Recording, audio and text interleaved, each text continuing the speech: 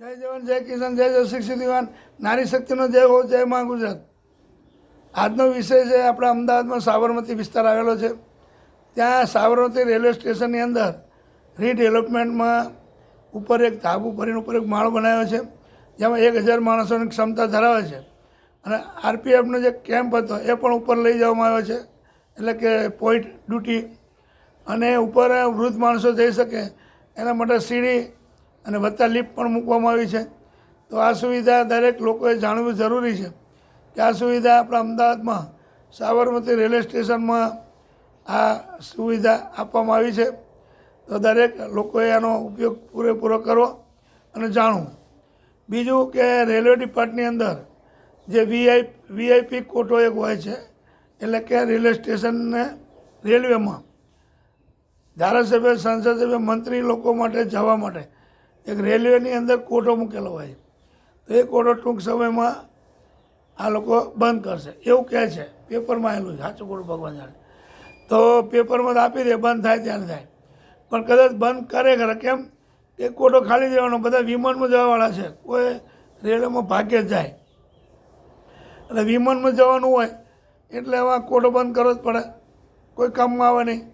આ લોકો નોંધાવે અને જાય તો કામનું, બાકી એ કોટો એમના માટે બ્લોક, બીજા કોઈનો ઉપયોગ ના કરી શકે. તો આ જરૂરી હતું, થાય તો સારું છે પબ્લિક માટે. અને એમાં સરકારને 2 પૈસાની આવક થશે.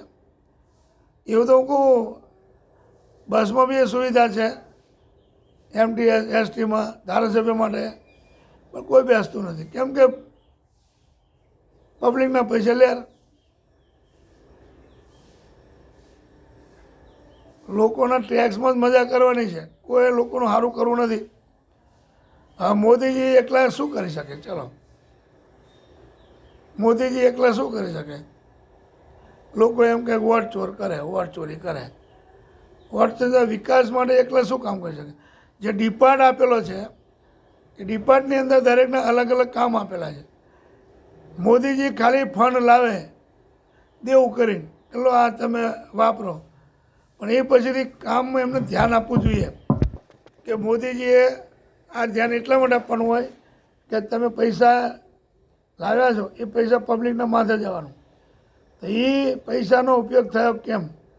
તો મોદીજી ભલે ગમે એટલા લાખો કરોડો રૂપિયા લાવે, અબજો રૂપિયા લાવે, પણ એ પૈસા ક્યાં વપરાય, શાના કામ માટે વપરાય, એ જો ધ્યાન નહીં આપે તો ક્યારેય સક્સેસફુલ ના જાય. ખાલી મોદી મોદી કહેવાથી તમારું નામ આગળ વધવાનું નથી. કામ માંગે લોકો, અને વિરોધ પક્ષવાળા વિરોધ કરવાના જ. પણ વિરોધ કરે છે તો સાચો વિરોધ છે ખોટો એનો તમે એને ખુલાસો આપો. તમારો માણસ એક પીએમમાં એક માણસ રાખો, દરેક કંઈ પણ કોઈ વિરોધ પણ એટલે એને તરત વિડીયો બનાવીને મોકલી દો કે ભાઈ આ વિરોધ ખોટો છે, આનું આ છે. એટલે એનાથી તમારી કોલર છે ને વાઇટ રહેવાની, તમને કોઈ ખોટી રીતે બદનામ નહીં કરી શકે, એવું મારું માનવું છે. તો પારદર્શક વહીવટમાં આ વસ્તુ કરી શકાય. એટલે બને ત્યાં સુધી જેટલું થાય એટલું પ્રયત્ન એવો કરો કે પારદર્શક વહીવટ થઈ શકે. કોઈ પણનું કામ હોય, એક પેપર ખાલી નહીં જતું કે જેમાં જે ભ્રષ્ટાચાર ના આવતો હોય. તો આવું કેમ? આનો રસ્તો કંઈક કરો અને એક પણ જગ્યાએ ભ્રષ્ટાચાર ના થાય એવું વ્યવસ્થા કરો. જોકે આપણા દેશની અંદર એક ઉદય હોય ને, ઉદય, એની માફક ભ્રષ્ટાચાર વધી ગયો છે. જે રીતે રાવણકુળ નથી, રાવણકુળમાં કોણ તો 2, એક ઉદય અને ગાંડો બાવળ. ગાંડો બાવળ દિવસે દિવસે વધતા જ જાય, કોઈ જગ્યાએ બાકી નહીં. એમ ઉદય એવી જ છે. અને ઉદય આ ત્રીજો ભ્રષ્ટાચાર. જે રીતે ઉદય કે રાતોરાત કેટલી વધી જાય, એમ ભ્રષ્ટાચાર એ વધતો જ જાય. એનો કોઈ નિકાલ અંત આવતો જ નથી. એના અંત માટે શું કરવું?